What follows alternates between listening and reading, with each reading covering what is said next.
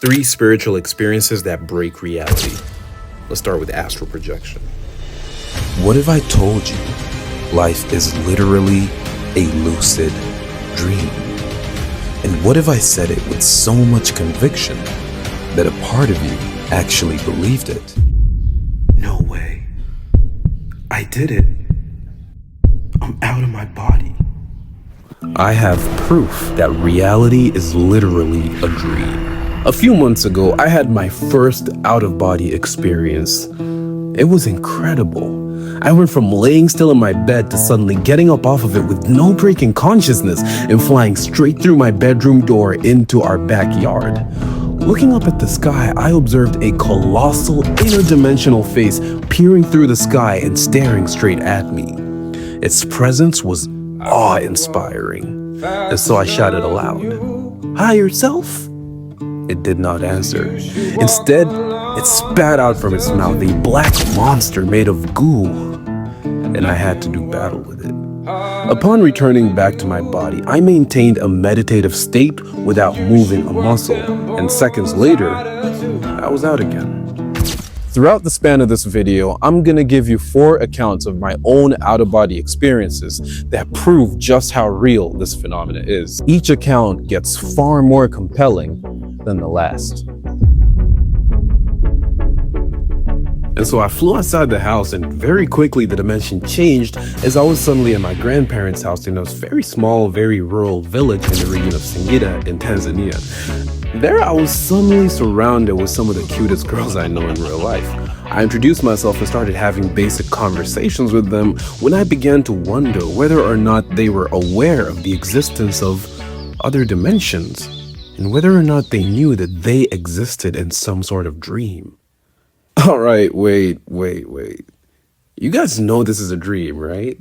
Like, you know there are other realities out there, right? Dude, what are you talking about? No, there aren't. Yo, fuck's wrong with you, bro? This is real life. What? You thought this was a simulation? I found it baffling how these people who were so obviously part of a multidimensional experience that I was having, a part of my dream, were in denial of this fact. So much so that I knew there was no hope in trying to convince them. Those reactions were the exact same ones you'd get in real life. I then began to ponder with them, engaging in philosophical discussions with those who were willing to partake. Throughout this, I asked them many existential questions, like where do you go when you dream? Tying religious, ancient, and mystical concepts alongside the latest scientific discoveries about the nature of reality. I found myself planting seeds of curiosity and watched as these people truly began to question what was going on. And so I returned to my body shortly after and found myself leaving my body about 3 more times in quick succession right after. I already had a lot of lucid dreaming experience prior to this, and so this was not too difficult. However, it was no less of a mind-bending experience. Now you're probably wondering whether this was all just a dream. Well, the following experiences are, to me, absolute proof that all of these things are real, experienced firsthand by myself. I got up and, like a child in wonder, I told the experience to one of my closest friends. Let's call him Nathan. Together, Nathan and I have been exploring the dream worlds and out-of-body states obsessively. And we've watched each other grow exponentially and have shared this passion of becoming Onironauts since the very first day. And Nathan was as excited as I was about the fact that I had just left my body not once, but like 5 times in one night. Now that night, we obsessed over sharing each other's addresses and visiting each other in the out-of-body state if one of us was to successfully exit again. And that night, well, I left my body again. It was around 3 a.m., raining outside, and the same thing was going on in real life. I flew out to my backyard again, and instantly the dimension changed as I found myself elsewhere, floating in front of what looked like some strange alien structure. I made the intention to visit Nathan immediately and begun flying into the sky. My flight sucked ass though, and I needed to fly fast as he resided in a different country. And every time I flew a few meters ahead, an invisible force would violently throw me back the length of multiple football fields in the opposite direction. That's when a booming voice thundered from the entire space around me as it went, Do you see the force that's launching you backwards every time you try to fly? Use that as reference and recreate it on your own, and use that to propel you over vast distances. And somehow this voice knew I was trying to visit my friend from far away, and then it somehow taught me how to fly at really high speeds. I did exactly as it said, and after a few attempts, it worked. I found myself traveling at absurd supersonic speeds through forests, deserts, mountain ranges, and valleys. With pure intention, I somehow arrived in Germany, where Nathan resided. At least it felt like it. The street had cobblestone roads, coffee shops everywhere, and people riding bicycles. Now, I've never been to Germany before, and I woke up shortly after, but Nathan confirmed that that's exactly what Germany is like. Now for the truly mind-bending experiences. Around 2 months ago, while having a non-lucid dream, I encountered a being. He looked at me and said, "Hey Freddy, I am your guide." Guide? What? Instantly, I became lucid. It's like his words alone triggered lucidity in me. And upon realizing that I am dreaming, I proceeded to ask him, "My guide, huh? So what's your name?" "My name? My name's Min Malachi." And without wasting time, he immediately proceeded to teach me how to create dimensional portals that would allow me to teleport anywhere I want. Now, upon waking up, I decided to ask ChatGPT about the term malachite, as I had never heard it before this lucid dream experience. Get this. So turns out, malachite is actually a crystal that has been used by ancient shamans in parts of Africa, the Middle East, and Russia. It's been used to induce deep trance states, enhancing prophetic dreaming and journeying throughout dream realms. Its energy was believed to pierce illusions, making it ideal for spiritual journeys where truth must be revealed, no matter how uncomfortable. I never even knew malachite was a word up until that experience. Nonetheless, it's a pretty cool ass name. Ever since then, I met malachite 2 more times. Once during the transition from physical reality into my energy body, the body that you use to traverse non-physical planes of existence and other dimensional spaces. Now, the 3rd time meeting him was once again in a non-lucid dream, where he whispered into my ear and I immediately became lucid because of his words. Now, for the final and most convincing one yet. I woke up at night in the middle of sleep paralysis. I already knew this was the gateway to an out-of-body experience, but with full waking consciousness. And so I stayed calm and attempted to get up off of bed. I found myself struggling to leave my body, almost like a giant magnet was forcefully pulling me back down. Eventually, I popped out and stood in my room by my bed, facing my door. Immediately, I knew something was different this time. This experience felt so incredibly real, realer than anything I've ever experienced in my life. Realer than real life itself. Even as I type out the script, I get shivers down my spine at the sheer thought of it. I'm here. I finally did it. I'm in the real-time zone. Man, Nathan's gonna love this. The real-time zone is a term coined by the late Robert Monroe, founder of the Monroe Institute, an institute that has been teaching and exploring the out-of-body state since 1974. The term refers to our physical reality, when one is able to exit their body and explore real-time events taking place in this world like a phantom. That place, that is called a real-time zone. Most people, when out of body, end up exploring dimensional copies of our world that look and feel the same, but with sometimes little to major differences. I was now, for the first time ever, in the real-time zone, and with an almost super conscious level of awareness. The instant I thought of flying upwards, it's like the space above me instantly collapsed and I found my head peeking through the ceiling. The flight That was instantaneous if I willed it to be, and unlike lucid dreams or other less conscious out-of-body experiences, my will and my thoughts would instantly materialize in the space with little to no effort at all. I flew into our corridor, peered through the door, and watched my friend sleeping like a fucking creep before I started flying into the kitchen, still in awe at just how different this experience was. I then had a thought cross my mind. I wonder what my mom's dreaming about. I thought nothing happened until I flew outside and realized the dimension had changed just a little bit. It still looked like our house, but had slight differences. Flying around our backyard in the dark, I noticed my parents having a conversation in their room through the bedroom window. I also noticed how, due to the moonlight, my levitating body was now casting a shadow on the ground. My shadow? But I should be invisible, right? So what was that? I'm supposed to be in the real-time zone. Could this be another dimension? A dream? It can't be. Man, I've never felt anything this real before, though. Funny, I've never had this thought before, but what if I'm actually stuck here?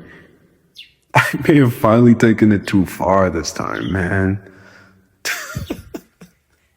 But fuck it, man, we ball.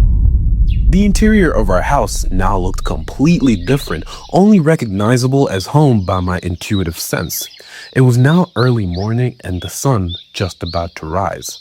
I sat on the couch waiting on my mom's arrival, which I somehow knew would occur shortly, as I wanted to see whether she could really see me or not.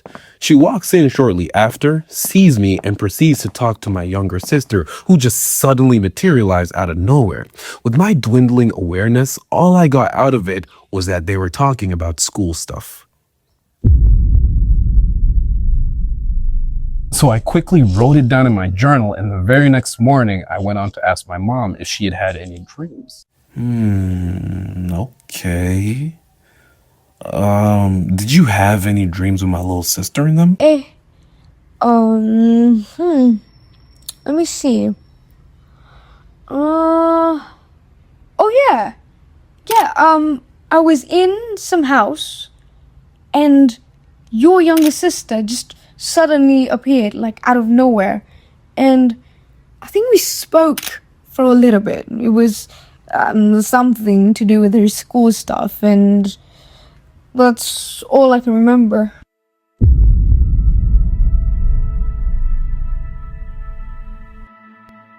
Well, what does this mean? I'll tell you.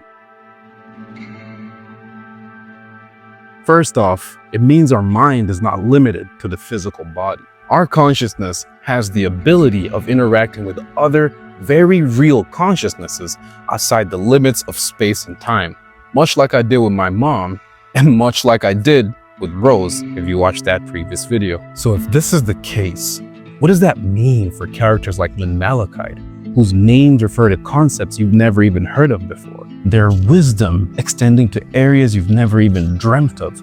A being whose words have the power to hijack your brain chemistry and bring you into spontaneous lucidity. But what about those girls in another dimension who denied their existence being nothing more than a dream? How real are they?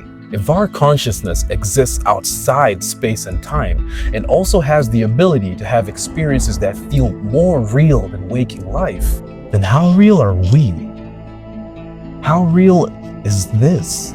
Could it be that our reality is just one amongst many? Perhaps an infinite number of realities that all coexist and always have existed at the exact same time. Perhaps these realities are created by our thoughts, as many lucid dreamers, ancient mystics, and quantum physicists would agree with. But at the same time, paradoxically, these realities have always existed, and that by having specific thoughts, we are in turn tuning our internal state to resonate with the corresponding reality. As within, so without. The Hermetic law of correspondence. Maybe this is why dreams can be so vivid, so immersive, so real. Because they are. What seems like a temporary dream experience to you, birthed from the ramblings of your mind in the middle of the night, is to the inhabitants of said dream a world that has existed forever with rich cultures and eons of known and forgotten history.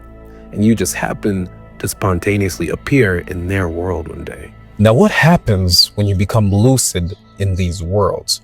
Realizing the illusory nature of the world you've just found yourself in, you immediately regain connection with the higher mind that is ultimately you. And behold, you begin to display godlike powers, leaving the inhabitants of that reality, more often than not, in great shock and or disbelief. With that being said, it is incredibly difficult to overlook the fact that every ancient, mystical, and religious belief talks about this. Some of the oldest known records of transcendence on our planet speak about individuals like the Buddha, whose name quite literally means the awakened one, who literally preached that this reality is a dream, samsara, a temporary, illusory experience. Hindu traditions, Egyptian mysteries, and even shamanic traditions all believe that consciousness is true reality. Everything else experienced by it is a dream, an outward projection of its own self. The existence of other very real planes of reality is also echoed throughout every single cultural, spiritual, and religious belief out there. And the belief in the ability of a human to reconnect with God, the larger mind, and become lucid in this life performing miracles is just as common. I mean, look at our history. It's littered with many accounts of men who achieved these feats and performed miracles, all crediting them to a stronger connection with God, Jesus Christ, the Buddha, Hermes Trismegistus, and more. These are just a few examples of many men who've done this. Could they have perhaps been a few of the many lucid dreamers that have incarnated on this world? When you connect all these dots with the latest scientific discoveries regarding the nature of reality, we now realize that all the evidence is pointing towards the fact that life is a simulation, an illusion, a dream, proving everything the ancients already knew to an eerily accurate degree. I want to leave you with this. I want you to understand that you can no longer keep ignoring the bigger picture here. Science has long since caught up with the nature of this place. Exercise your skepticism and discernment to your heart's content, but ultimately you will come to terms with the truth. And I want you to actually do something with it. Stop chucking out these ancient philosophies as nothing more than just woo-woo garbage, because the time for that is long gone. Realize that almost everything they said about the nature of reality and the human mind's ability to influence reality like the lucid dream that it really is true. You don't have to suffer anymore. You no longer have to be a victim of your reality. We exist in a time where all of this knowledge is accessible now, not only through material means, but the out-of-body experience as well, where you can see it all for yourself too. This video found you for a reason. Immerse yourself in this wisdom and take control of your reality.